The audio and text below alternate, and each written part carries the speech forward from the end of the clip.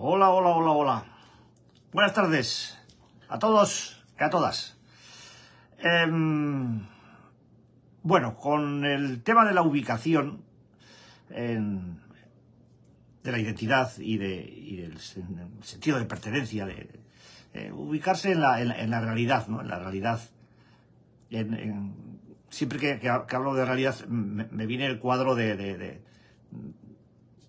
esa situación en la que uno es espectador, francamente uno es espectador de una realidad que, al menos yo era espectador de una realidad que me era absolutamente ajena, ¿no? Yo me he considerado estar prácticamente toda mi vida en otra galaxia, ¿no? ¿En qué se ha traducido esto? En la relación con otra gente, sobre todo con otra gente no adicta, ¿no? Porque esto, una vez que yo empecé la rehabilitación, cambió, porque me es sencillo, o relativamente sencillo, relacionarme con gente de mi condición, pero con la gente normal, con la gente de la calle que tiene, digamos que otro tipo de esquemas, y que me da igual lo que digan a expertos de todo tipo y color, tienen otro tipo de planteamientos y esquemas diferentes a los nuestros. El planteamiento de la distancia, el planteamiento de la observación, desde el que uno, cuando va a hablar con alguien de un ámbito, el que sea, laboral o de cualquier otro tipo, se topa o cree toparse con un alguien o una alguien que está en... no sé si a la caza o captura del fallo o de la transgresión que podamos cometer, pero algo parecido a eso, ¿no?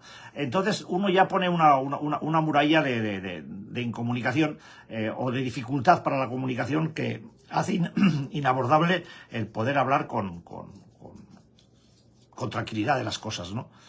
Yo creo que esto cambia cuando uno se enfrenta, o se enfrenta, no es que no es la palabra enfrentarse, sino cuando afronta situaciones de cualquier tipo en lo cotidiano, en el que pues hablar con un dependiente o con una persona de un registro, de cualquier caso, se hace desde una normalidad normal.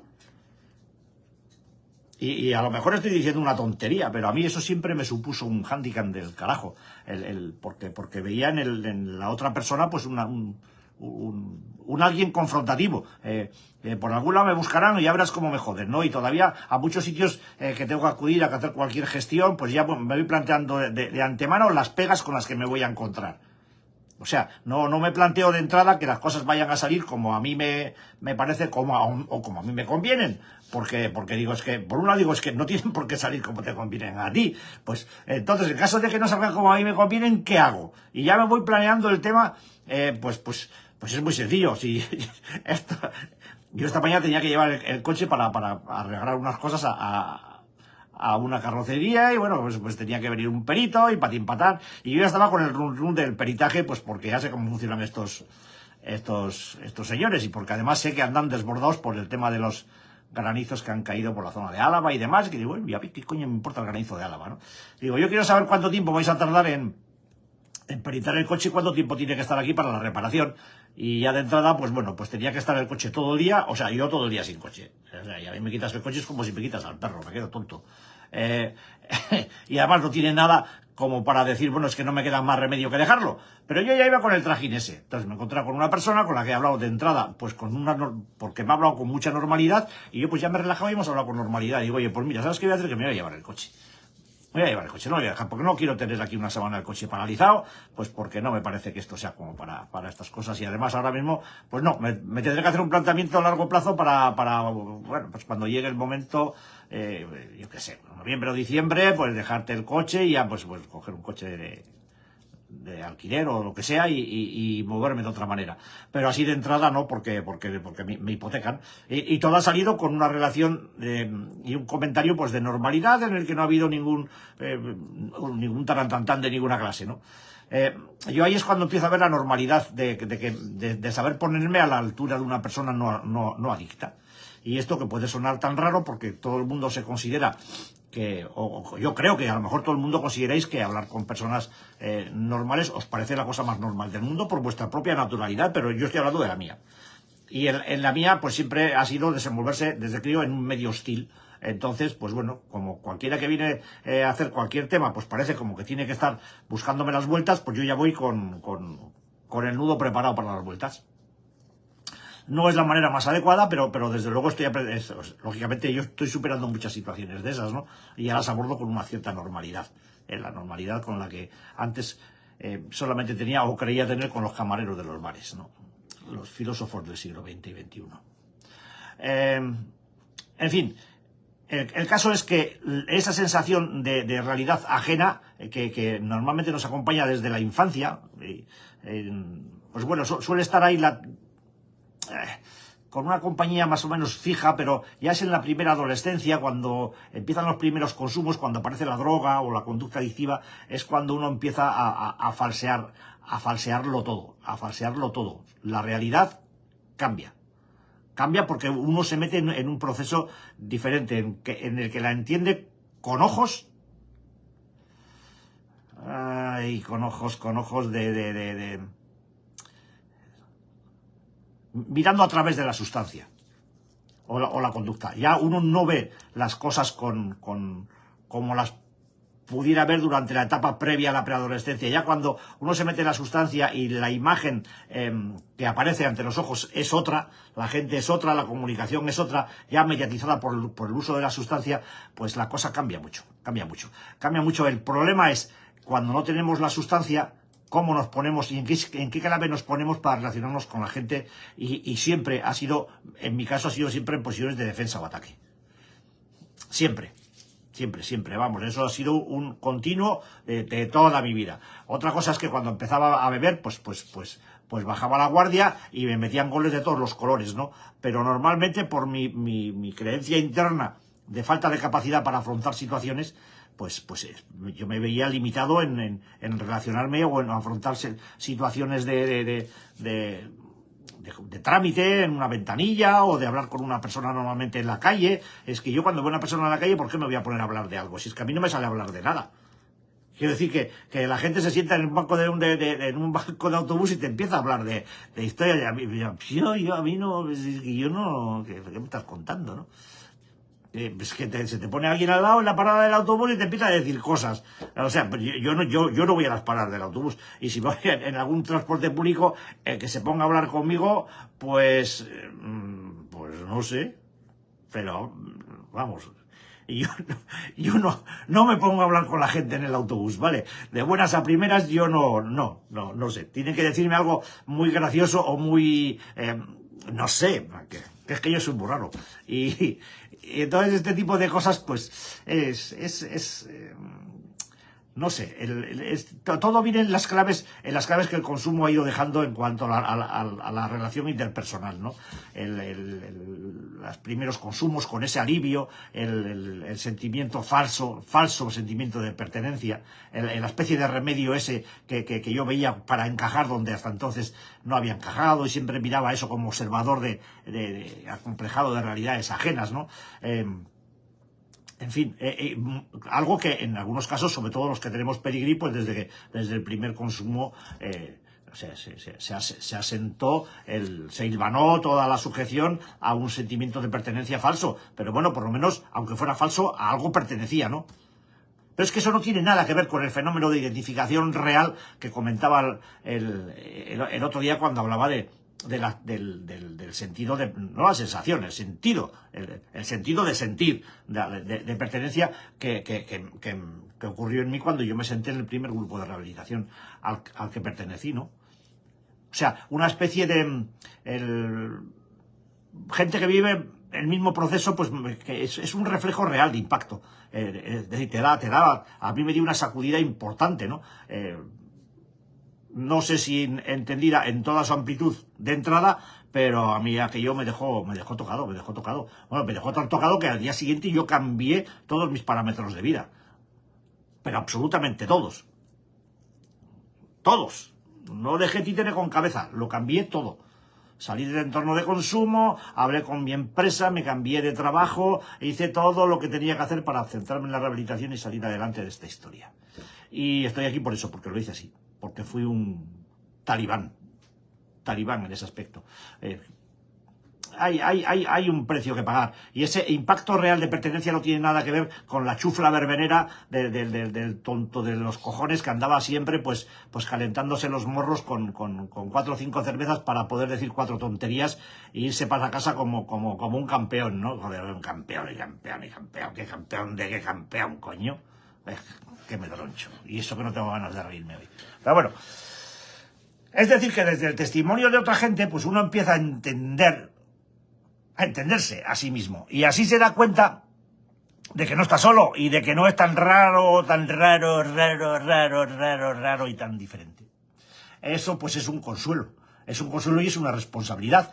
Porque hay con quienes encontramos afinidad en sentimientos, en pensamientos, en vivencias, en defectos, en rarezas, en frustraciones, en todo. Y dices, joder, pues es que, fíjate, el que andaba solo por todas partes ha encontrado gente que ha andado también sola por todas partes. ¿Cuántos solos andamos solos por tantas partes? ¿Os habéis puesto a pensarlo?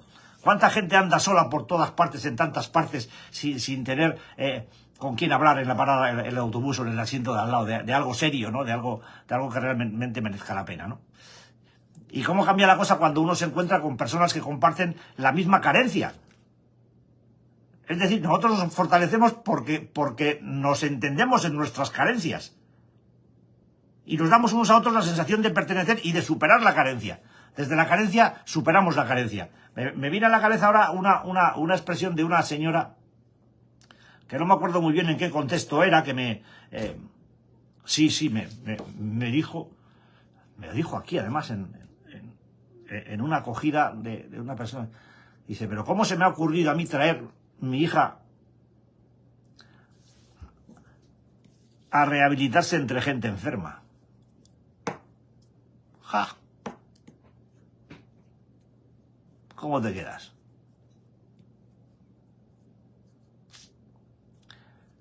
Dije, señora, por esa regla de 3, no vaya usted nunca a un hospital, ¿no?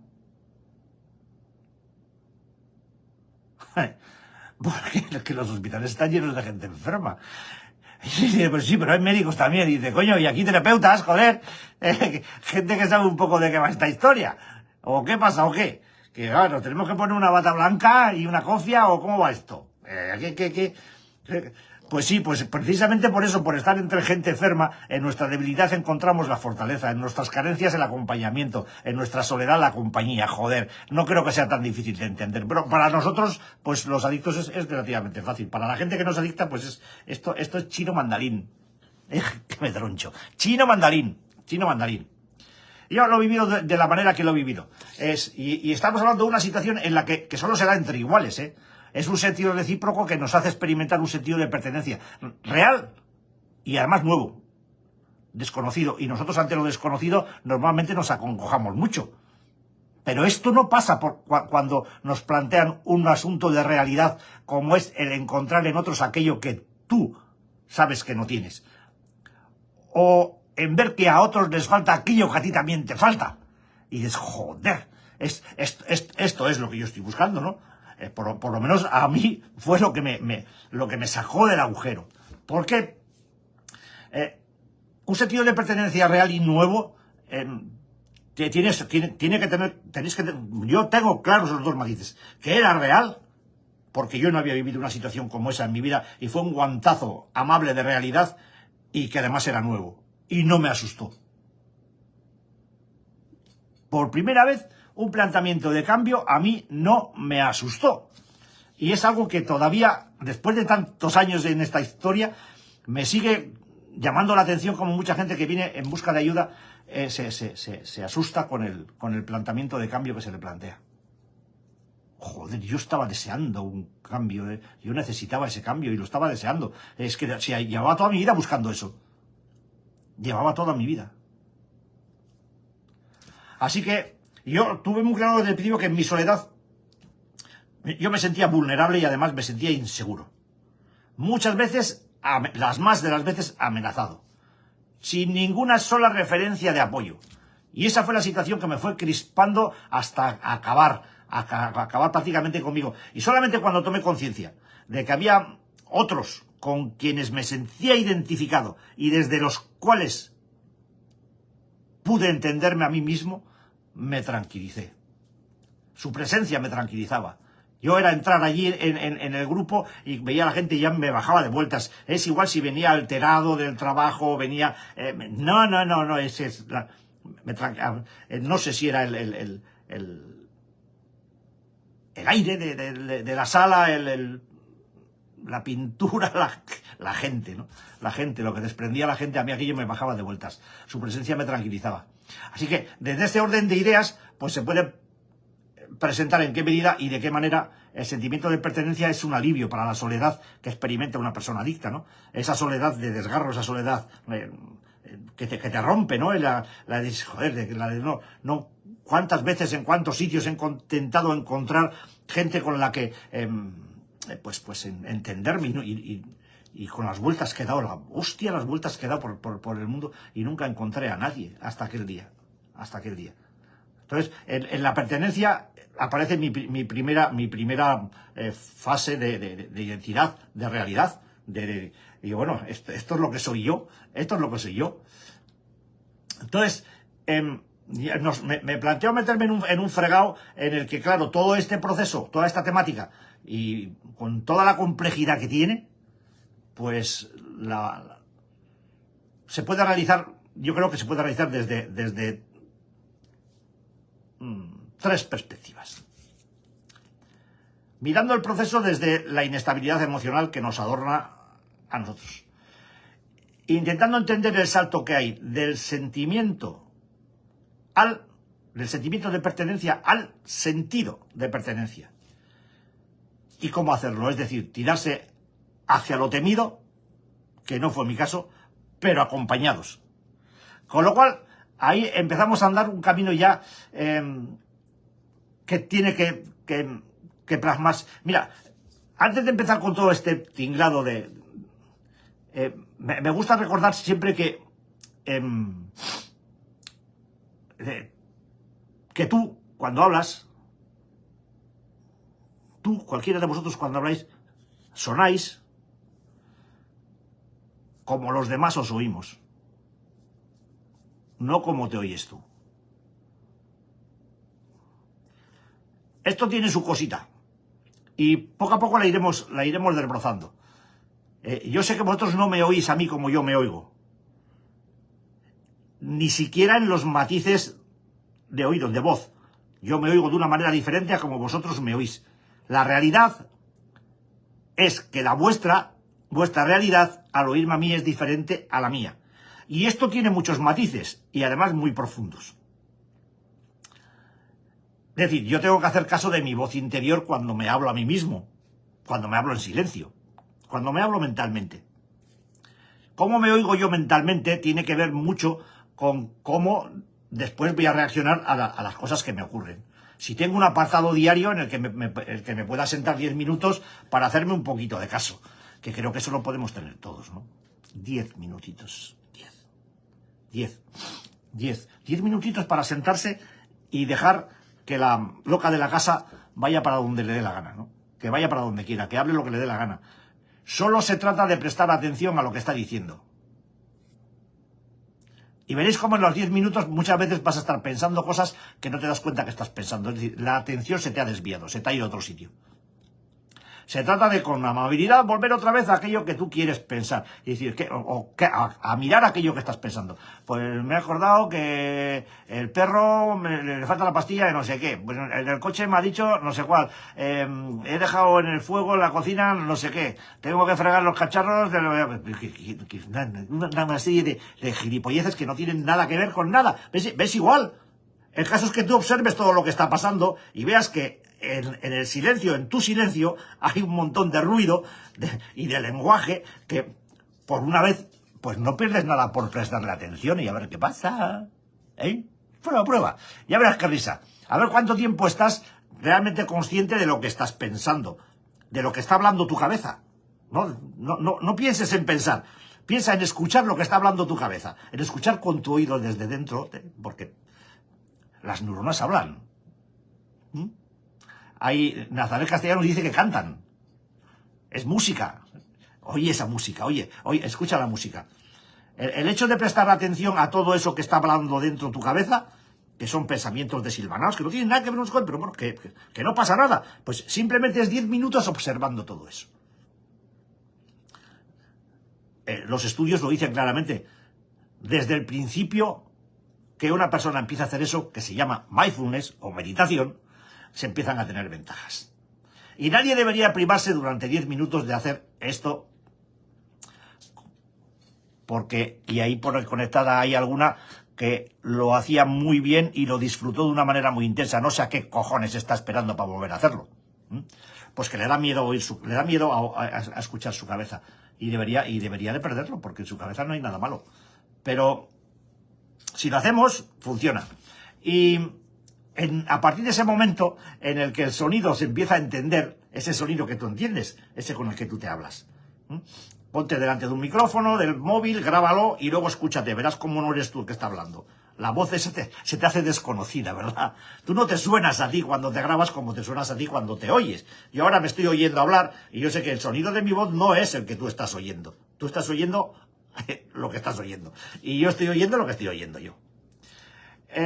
Nos metemos entonces en un proceso que tiene mucho que ver para entender todo lo que estamos intentando plantear sobre identidad de búsqueda y sentido de pertenencia en la inestabilidad emocional de búsqueda. Porque la búsqueda implica, lleva aparejada una inestabilidad emocional. O sea, el solo hecho de plantearse buscar ya te inestabiliza, ya te desequilibra, ya te pone, pero ¿por qué tengo que buscar cosas? Cojones, pues porque tienes que hacerlo, porque si no vas a ser un vegetal y no una persona. Buscas porque tienes que saber cosas, porque en el fondo quieres saber cosas, porque quieres entender lo que te pasa y por qué te pasa. Entonces buscas, y buscas porque necesitas encontrarte contigo. Y este es el camino de la vida. Este es el camino de la vida, encontrarte contigo. Y yo te aconsejo que lo hagas, pues, si uses todo lo que tengas en tu mano. Y tienes unas cuantas cosas, ¿eh? Tienes, según donde estés, en tu asociación posiblemente tengas algún psicólogo o alguna psicóloga. Tienes compañeros con los que hablar. Tienes un grupo de rehabilitación para apoyarte en todo esto. Y te tienes a ti. Y tienes la meditación si la quieres aprender a utilizar. Y para eso no hace falta que te vayas al Tíbet, ¿eh? No hace falta, ¿eh? Pero vamos, si te quieres ir a algún centro de meditación tibetano, genial. Porque son los putos amos. Esto está claro. Pero al final todo va a pasar por lo mismo. Tú tienes que escuchar tu diálogo mental para que eso empiece a dejar de hacer tanto ruido. Entonces, cuando te metas en el proceso de búsqueda, y te vas a meter porque si estás aquí es porque estás buscando, ¿eh? No creo que estés aquí para verme a mí mi cara bonita, ¿eh? Ni como decía la otra el otro día, los cambios de nikis que me pongo, no te jode. Anda, que vaya tela. Que tengo más nikis que la Thatcher, me dijo, no, que la Merkel. Ahí va la hostia. Lo que hay que oír. En fin. Pues eso. Uno que sabe guardar la ropa de una temporada para otra, coño. Hay que decirlo todo, madre mía. La inestabilidad emocional de la búsqueda es un proceso que hay que atravesar, que hay que superar y a ser posible que hay que ganar. Y no tiene nada de malo que se produzca un proceso de inestabilidad en un proceso de cambio. Es natural, es natural. Hablamos de inestabilidad emocional entendida pues como, para empezar, hipersensibilidad, porque somos gente hipersensible. Pero además somos hipersusceptibles.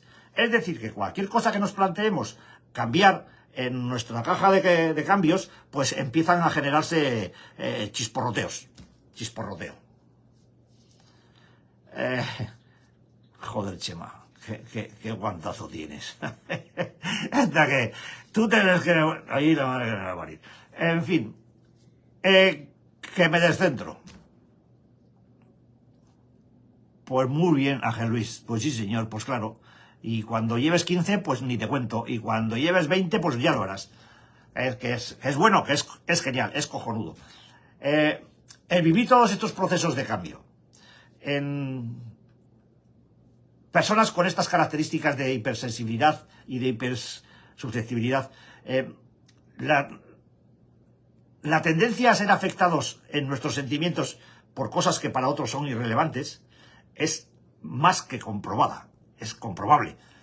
A nosotros las cosas que nos dicen o que nos...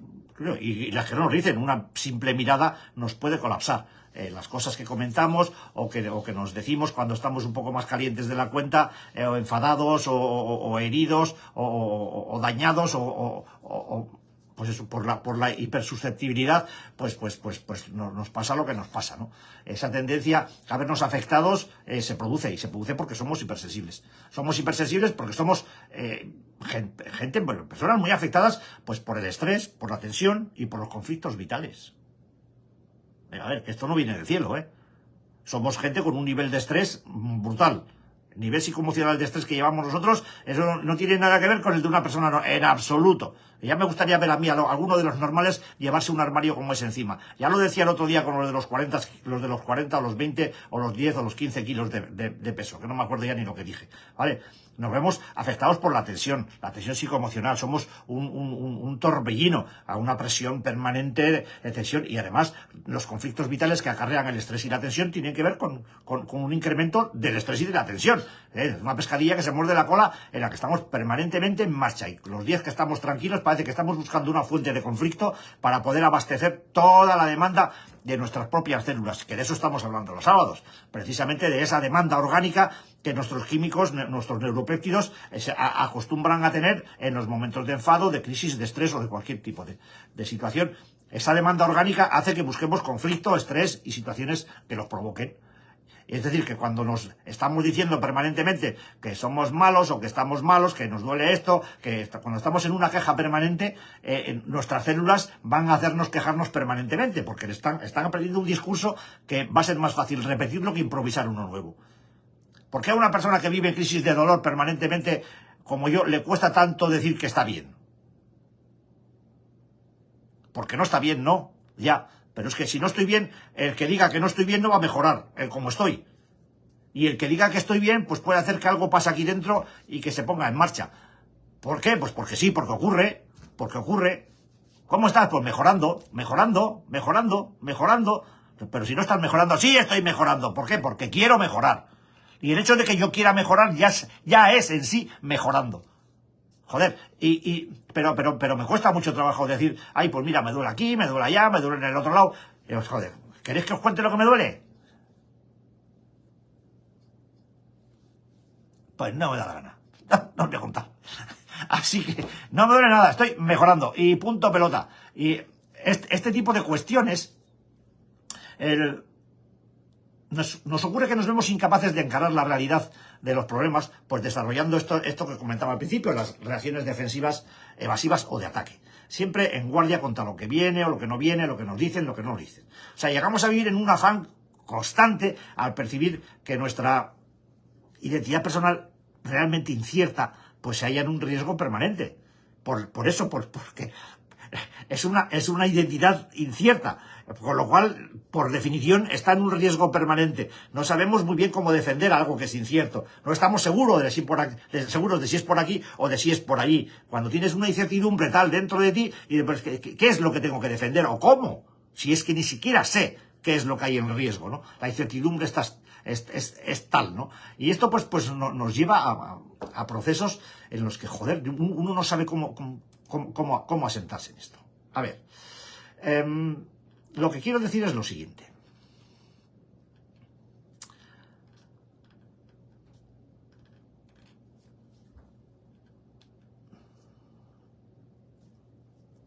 La incertidumbre de la identidad es lo que le hace a uno meterse en conductas temerosas. Es lo que hace que uno se sienta pues diferente, que se sienta vulnerable, que se sienta desconfiado.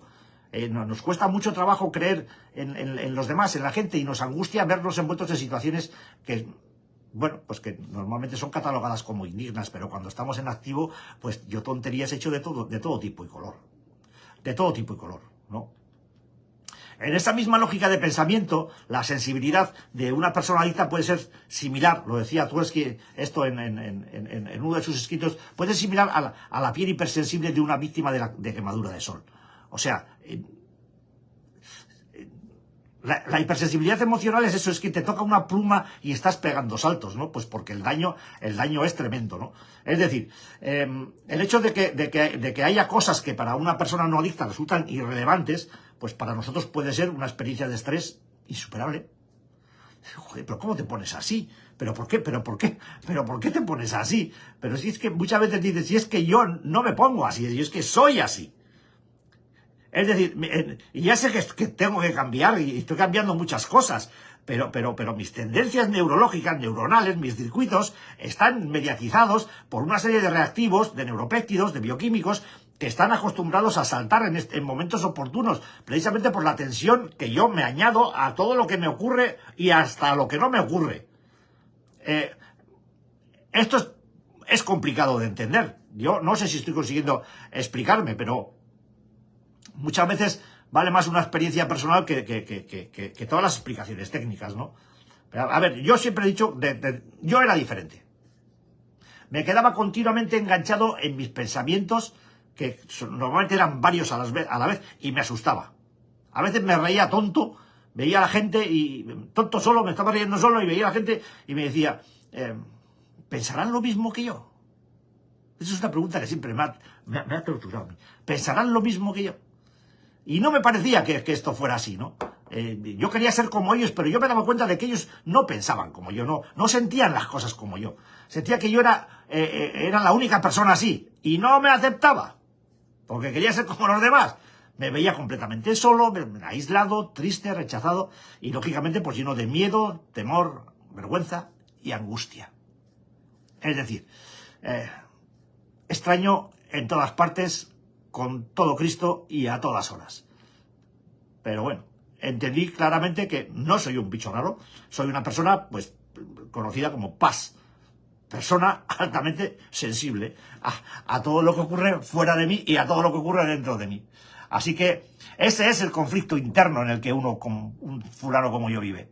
El conflicto interno permanente que va cambiando, pero por las oscilaciones de la recuperación y por el carácter recidivante de la enfermedad, pues muchas veces cosas que creía superadas, pues me vuelven a dar un guantazo en la cara y me encuentro otra vez superando situaciones que ya creía pues superadas, no lo siguiente. Pero bueno, acepto que esto es así. Llegando al punto de rehabilitación en el que yo me encuentro, acepto que esto es así. Y acepto que las cosas, pues hay que pasarlas, hay que superarlas y hay que dejarlas atrás. Sí o sí.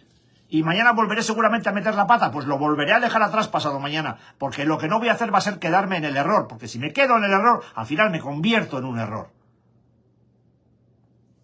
Y seguiré cometiendo errores y seguiré superando los errores. Y seguiré rectificando todo lo que buenamente pueda, con toda la buena intención del mundo. ¿Quiere decir eso que no voy a volver nunca más a cometer los mismos errores? No. Quiere decir que voy a intentar no volver a cometerlos, pero que mi cabeza está condicionada por un montón de procesos neuroquímicos que me van a llevar una y otra vez a la misma tesitura, al mismo cruce de caminos, y a veces lo superaré y a veces no lo superaré. Me acepto así, porque soy así en mi proceso de cambio. Y me acepto como soy, me acepto como estoy, y además hasta me quiero un poquito. Así que no sé, como me parece que yo he hablado más de la cuenta, pues porque ya no sé qué. Pues nada, pues mañana seguimos. Si os parece, con esto de la búsqueda de identidad, del sentido de pertenencia y el vaivén emocional. Estará divertido, ya veréis. Además, seguramente mañana tendré mejor día que hoy. Y eso que hoy lo tengo cojonudo. Con lo cual, pues eso. Que ya sabéis, si queréis, mañana nos vemos. Y si no, pues le dais al botoncito este y me mandáis al carajo. Seguramente vendré con otro Nicky de otro color. Esto, para el que quiere taza, no quiere taza, pues taza y media. ¡Hala! Que seáis buenos, que ya quedamos pocos. A ver si nos portamos bien. ¡Hala, besitos!